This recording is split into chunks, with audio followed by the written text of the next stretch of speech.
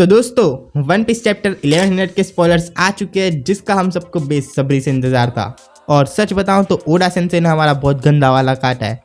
हमें लग रहा था कि ड्रैगन आएगा, हमें उसकी पावर्स देखने को मिलेगी, लेकिन ऐसा कुछ भी नहीं है इस चैप्टर में। तो सबसे पहले मैं लास्ट चैप्टर की एंडिंग एक्सप्लेन कर दूं क्योंकि वहीं से ये चैप्टर टेक ऑफ होता है। तो चैप्टर 1099 के एंड में हमने देखा था कि वेगापंक को कुमा के क्लोन बनाने थे पीस के लिए, जो लोगों की हेल्प कर सके। और कुमा वेगापंक की डील को एक्सेप्ट भी कर लेता है, लेकिन सैटर्न के कुछ और ही प्लान होते हैं। वो कुमा को एज एन वेपन की तरह देखता था। और यहीं से शुरुआत होती है चैप्टर 1100 के स्पॉयलर्स की, जिसमें सैटर्न कुमा को फोर्स करता है एक वॉरलॉर्ड और बिना मेमोरीज वाला साइबॉर्ग बनने के लिए। और अगर वो ऐसा नहीं करता तो बोनी किडनैप हो जाएगी। एंड ऑफ कोर्स कुमा ऐसा बिल्कुल भी नहीं चाहता था, तो कुमा उस एक्सपेरिमेंट के लिए मान जाता है, लेकिन उसके बदले वो बोनी की सेफ्टी मांगता है।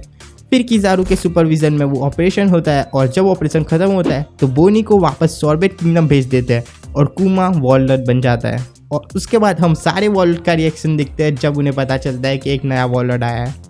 चैप्टर के एंड में कुमा बोनी को एक लेटर भेजता है और इस चैप्टर का नाम भी उस लेटर से रिलेटेड है जो कि अभी तक रिवील नहीं हुआ है।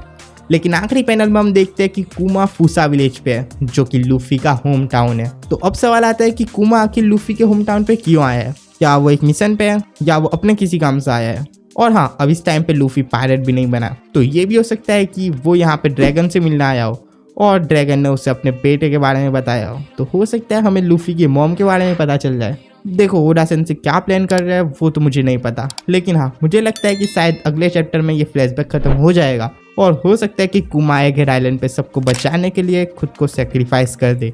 और अगर ऐसा होता है तो ये बेस्ट टाइम होगा ड्रैगन की एंट्री का, क्योंकि इस वक्त एगहेड पे कोई भी ऐसा नहीं है जो सैटर्न को हरा सके। और सच में ड्रैगन इतना पावरफुल है जितनी उसकी हाइप है, तो ये ड्रैगन के लिए सबसे अच्छा मौका होगा फायर एल्डर्स में से एक को मारने का। तो भाई लोग बस यही थे स्पॉयलर्स और मेरे कुछ विचार इन स्पॉयलर्स पर।